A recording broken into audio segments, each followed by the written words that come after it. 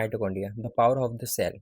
Mitochondria are often called the power of the cell because they supply the energy needed for the most cellular activity. Mitochondria को हम power of the cell भी बोलते हैं और हम mitochondria को power of the cell इसलिए बोलते हैं क्योंकि वो सप्लाई करता है एनर्जी जो कि रिक्वायर्ड होता है मोस्ट ऑफ सेलुलर एक्टिविटीज़ के लिए।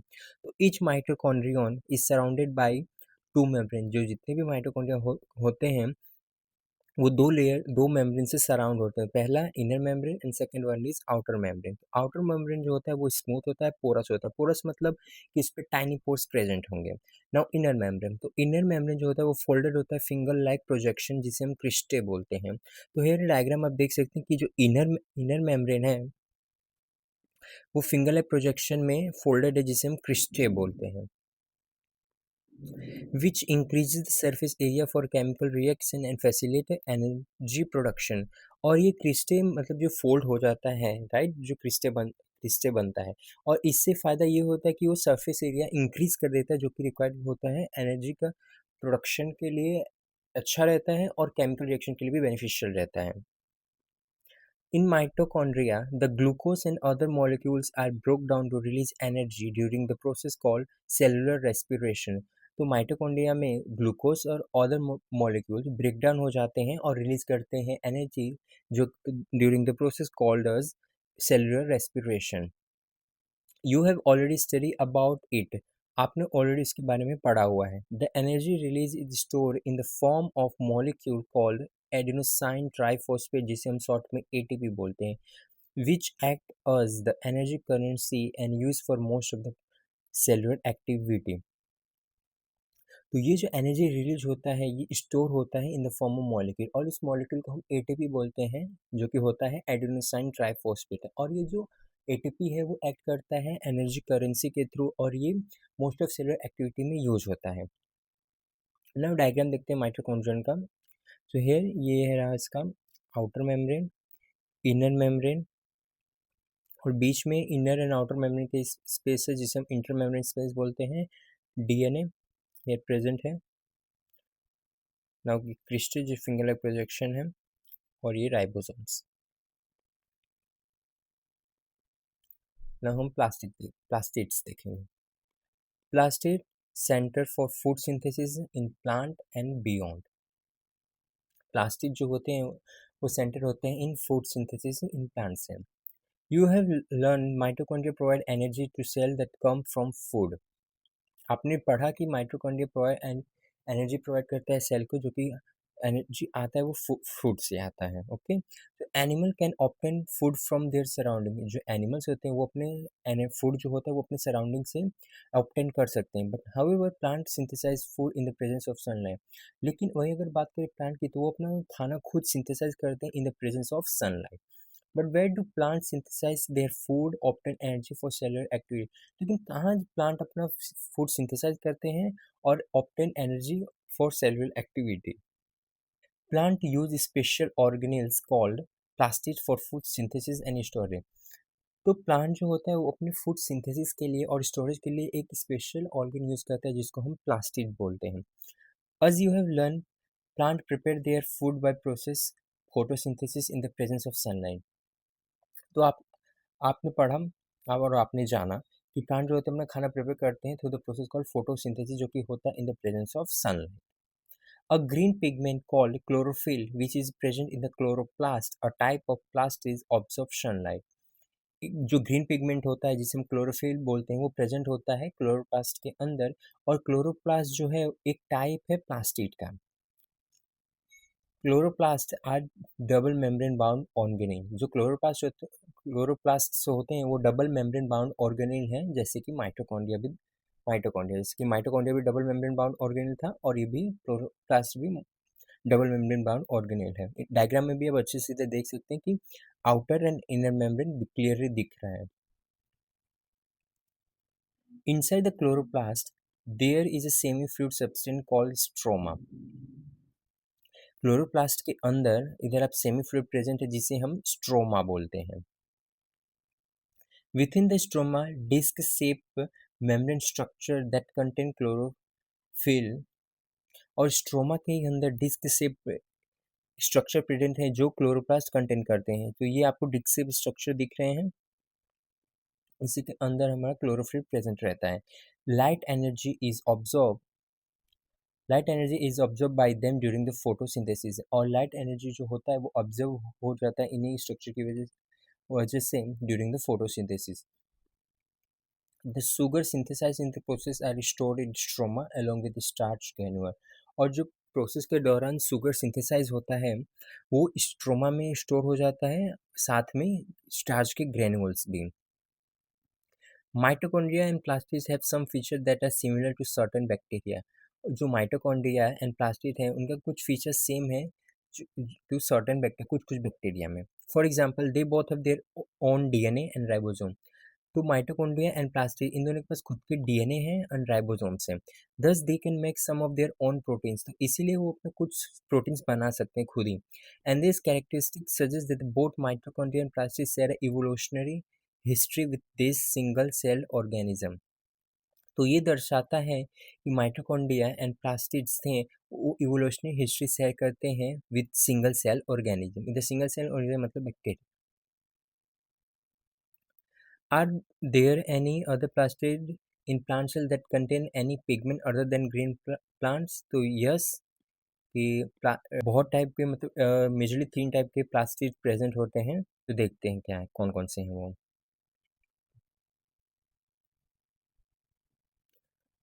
Are there any other plastids in plant cell that contain any pigment other than green plant? तो आंसर है यस। Beside chloroplast जो कि कंटेन करता है green pigment called chlorophyll, and plant cell have other plastid called chromoplast that contain pigments of different color. तो other plastid के example जैसे कि क्रोमोप्लास्ट जो कंटेन करता है different pigments for different colour. तो इधर टाइप्स दिया है जैसे कि chloroplast, chromoplast and leucoplast. No pigments क्या है इन प्लास्टिक के? क्लोरोप्लास्ट का जैसे हमने पढ़ा इसका पिगमेंट है क्लोरोफिल, एंड क्रोमोप्लास्ट का है carotene and xanthophyll, and leucoplast का है कोई पिगमेंट ही नहीं है। तो फर्स्ट क्लोरोप्लास्ट, इसका पिगमेंट क्लोरोफिल, और ये कलर कौन सा रिस्पॉन्सिबल करेगा मतलब ग्रीन। और फंक्शन क्या है? साइट ऑफ फोटोसिंथेसिस, फोटोसिंथेसिस इधर होता है, ये इसका साइट है, and found in green plants. ना क्रोमोप्लास्ट पिगमेंट है इसके कैरोटीन, जेंथोफिल कलर क्या है? Yellow, orange, red. ये देता है give colour to fruits, flower and other plant part. ये रिस्पॉन्सिबल है मेजरली प्लांट के डिफरेंट डिफरेंट पार्ट्स का डिफरेंट कलर देना। एंड ल्यूकोप्लास्ट में कोई पिगमेंट ही नहीं है तो इसलिए कलरलेस, तो storage of food, starch, oils and proteins में हेल्प करता है। एग्जांपल इधर क्रोमोप्लास्ट के दिए पिगमेंट कंटेनिंग प्लास्टिस। तो कैरेट में कंटेन कैरोटीन तो इसलिए ऑरेंज कलर है। टोमेटो में कंटेन लाइकोपिन इसलिए red colour, and red pepper में कंटेन कैरोटीन इसलिए रेड कलर। मैरीगोल्ड फ्लावर में कंटेन जेंथोफिल इसलिए येलो कलर, एंड मैंगो में कैरोटीन इसलिए येलो कलर। की पॉइंट्स क्या हैं? तो chromoplast are non green plastid that contain pigment like carotene, xanthophyll and give yellow, orange, red colour to fruits and flower. तो जो chromoplast है वो नॉन ग्रीन प्लास्टिड है और कंटेन करता है पिगमेंट लाइक कैरोटीन, xanthophyll, और गिव कलर देता है yellow, orange, red to fruits and flower.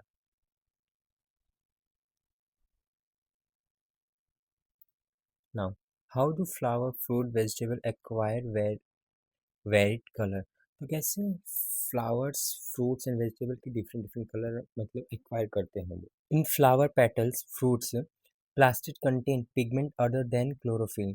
जो फ्लावर के पेटल्स होते हैं एंड फ्रूट्स होते हैं उसमें प्लास्टिड जो होता है वो डिफरेंट पिगमेंट कंटेन करता है अदर देन क्लोरोफिल। जैसे कि this plastids are called chromoplast है, और इस प्लास्टिड्स को हम क्रोमोप्लास्ट बोलते हैं। In Greek chroma means colour, in Greek में chroma means colour, and their pigment may be yellow, orange, red, और इनके पिगमेंट हो सकते हैं yellow, orange, red.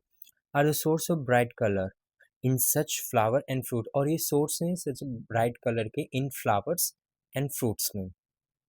Such bright color help in attracting pollinator for pollination and fruit eating animals that help in seed dispersal। तो ये जो bright colour होते हैं वो हेल्प करते हैं हमें, ताकि हमें पॉलिनेशन के लिए हम पॉलिनेटर को अट्रैक्ट कर सकते हैं, और फ्रूट ईटिंग एनिमल्स को जो कि हमें हेल्प करते हैं सीड डिस्पर्शन में।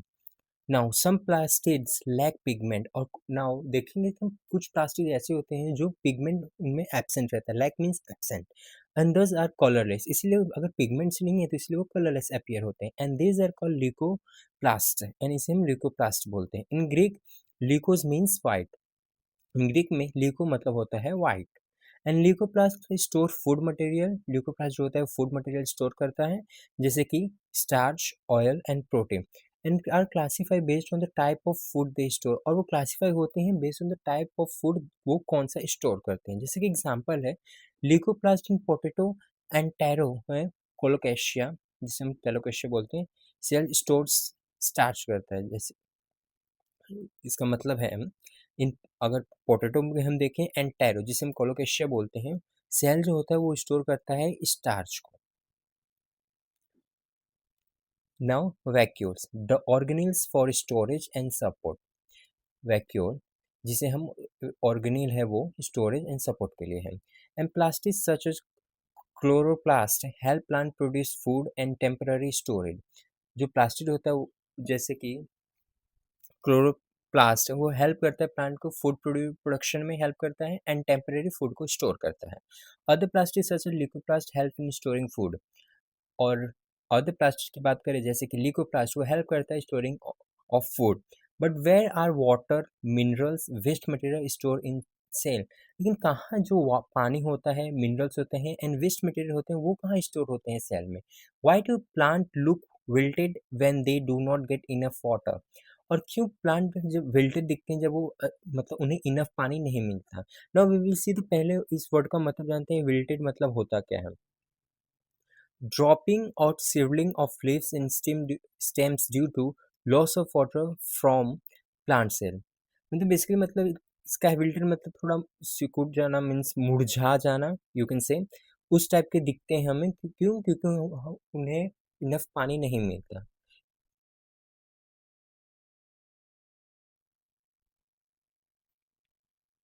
Now, in mature plant cell, there is usually one large central vacuole surrounded by single selective permeable membrane.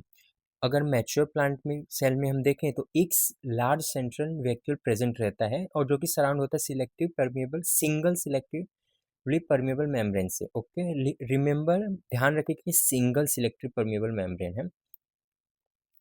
The vacuole is filled with watery fluid called cell sap, और जो vacuole होता है ये watery fluid से field रहता है जिसे हम सेल सेप बोलते हैं। In the vacuole store water, minerals, sugars and waste material, और ये वैक्यूल ही है जहाँ पे पानी स्टोर होता है, मिनरल स्टोर होता है, sugars and waste material. By storing large amount of water the vacuole help maintain pressure inside the cell, और वैक्यूल जो होता है लार्ज अमाउंट ऑफ पानी स्टोर करता है और जो कि हेल्प करता है maintain pressure inside the cell which keep plant cell firm, और ये हेल्प मतलब अगर प्रेशर बेसिकली वो मेंटेन कर रहा है, दैट्स मीन वो सेल का शेप भी टफ रहेगा, मतलब इन मेंटेन रहेगा। When a plant does not get enough water, the vacuole lose water and cell become less firm and the plant get wilted. और यही कारण है कि जब पानी प्रॉपरली मीन्स इनफ नहीं मिलता प्लांट्स को, तो वैक्यूल जो होता है वो पानी लॉस कर देता है and cell become less firm and get wilted.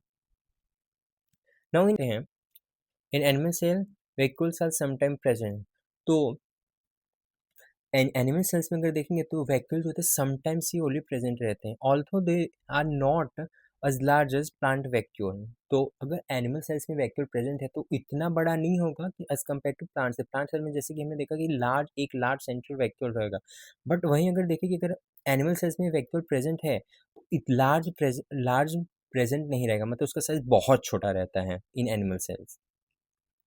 They help in the temporary storage of material, अगर एनिमल सेल्स में प्रेजेंट है वैक्यूल तो एक्ट करता है as a temporary storage of material, मतलब टेम्परेरी वो मटेरियल को स्टोरेज करता है।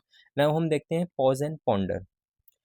Do white flower contain any pigment, give reason, क्या जो वाइट फ्लावर्स होते हैं क्या उनमें कोई पिगमेंट होता है, मतलब कंटेन पिगमेंट, गिव रीजन। तो आंसर है यस, वाइट फ्लावर में कंटेन पिगमेंट।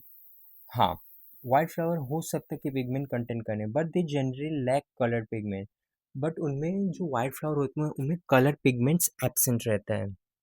जैसे कि एंथोसाइनिन्स एंड कैरोटीनॉइड्स, और this pigment are present in very small amount.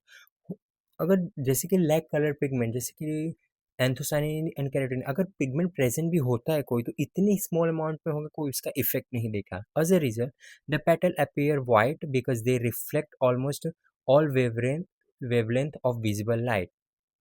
As a result ये होता है कि तो पेटल जो होता है अपीयर वाइट होता है और वो रिफ्लेक्ट कर देता है almost all wavelength of the visible light. In some cases white flower contain colourless pigment. कुछ केसेस में ऐसा होता है कि वाइट फ्लावर जो होता है वो कंटेन करता है colourless pigment that do not impact any visible colour. और ये जो कलरलेस पिगमेंट प्रेजेंट होता है वो कोई कलर विजिबल नहीं होता, मतलब कोई इम्पैक्ट ही नहीं करेगा विजिबल कलर का। एंड द एब्सेंस और very low concentration of colour pigment in the main reason of the white appearance. और वो जो एब्सेंस होता है पिगमेंट्स का, और ये अगर प्रेजेंट है इतनी लो कंसंट्रेशन में प्रेजेंट है, तो इसका कोई इफेक्ट ही नहीं होता, इसलिए फ्लावर अपना वाइट अपीयर होता है। तो की पॉइंट्स क्या है इसके? वाइट फ्लावर हो सकता है may contain pigment and colour pigment may B absent और present in a very low amount. हो सकता है कि कलर पिगमेंट प्रेजेंट है बट बहुत लो अमाउंट में, और या तो हो सकता है कि एब्सेंट ही है। And petal reflect most of the incident light, और जो पेटल होते हैं most of the incident light को रिफ्लेक्ट कर देते हैं। और some flower contain colourless pigment, और कुछ फ्लावर ऐसे होते हैं जो कलरलेस पिगमेंट कंटेन करते हैं, and therefore the flower appear white, इसीलिए फ्लावर जो होता है हमारा वाइट अपीयर होता है। जैसे एग्जांपल्स है इसके jasmine, white rose and lily. Now the fifth question, draw a well labeled schematic diagram of a plant or an animal cell using this clue।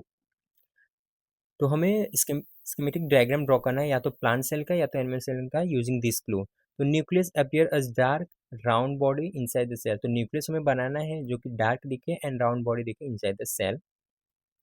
और एंडोप्लाज्मिक रेटिकुलम है वो spread like network of extended nuclear envelope, तो हमें ER को ऐसे दिखाना है कि न्यूक्लियर एनवेलप से वो नेटवर्क ऑफ एक्सटेंड हो गए। एंड माइटोकॉन्ड्रिया एंड क्लोरोप्लास्ट को हमें रोड शेप में ड्रॉ करना है, तो ऐसे इसका हम डायग्राम ड्रॉ करेंगे। तो यह न्यूक्लियस काफ़ी राउंड है, डेंस एंड राउंड, ये हमारा ER. Endoplasmic reticulum spread like a network of extended nuclear envelope, जो न्यूक्लियर एनवेलप से एक्सटेंडेड है।